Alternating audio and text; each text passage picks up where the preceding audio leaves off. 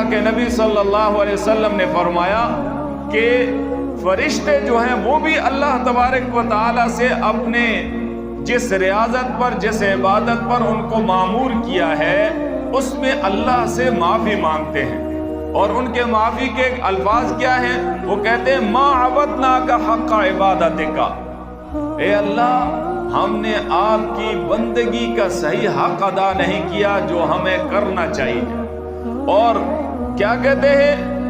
ما عبادتک حق عبادتک، ہم نے آپ کی گویا کہ عبادت کا بھی حق ادا نہیں کیا جس طرح ہمیں عبادت کا حق ادا کرنا چاہیے۔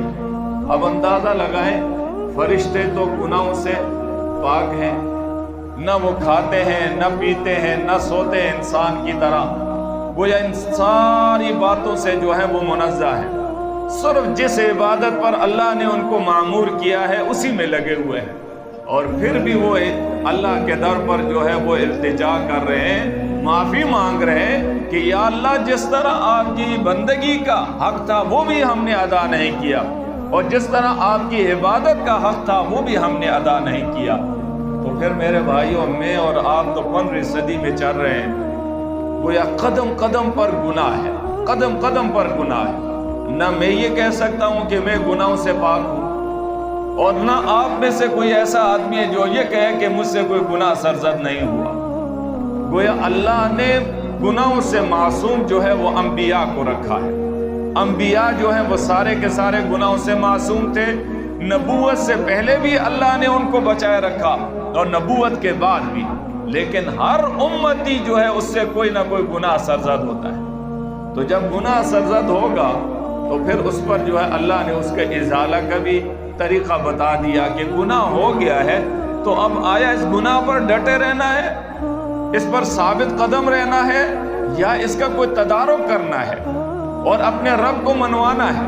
تو اپنے رب کو منوانے کے لیے گویا اس پر معافی مانگنی ہے، استغفار کثرت کے ساتھ کریں، توبہ استغفار کریں، دعا مانگیں تضرع کے ساتھ، عاجزی کے ساتھ کہ یا اللہ مجھ سے غلطی ہو گئی، تو مجھے معاف کر دے، میں تیرا بندہ ہوں، حقیر ہوں، کمزور ہوں، ناتواں ہوں۔ اے اللہ آپ نے خود کہا ہے کہ خلق الانسان ضعیفا، میں نے انسان کو کمزور پیدا کیا ہے، یا اللہ ان کمزوروں میں سے ایک میں بھی ہوں، مجھ سے غلطی ہو گئی تو مجھے معاف کر دے۔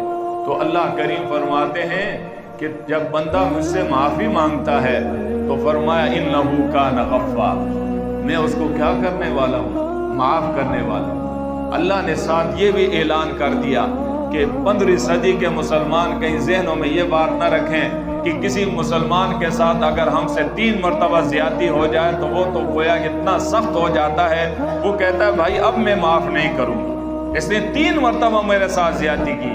اللہ فرماتے ہیں میرے بندے میں ان بندوں کی طرح نہیں ہوں، میرے پاس بار بار تو خطا کر کے آ، لغزشیں کر کے آ، مجھ سے معافی مانگ، میں تجھے معاف کروں۔ اللہ کتنے رحیم ہے، کتنے کریم اللہ ہے۔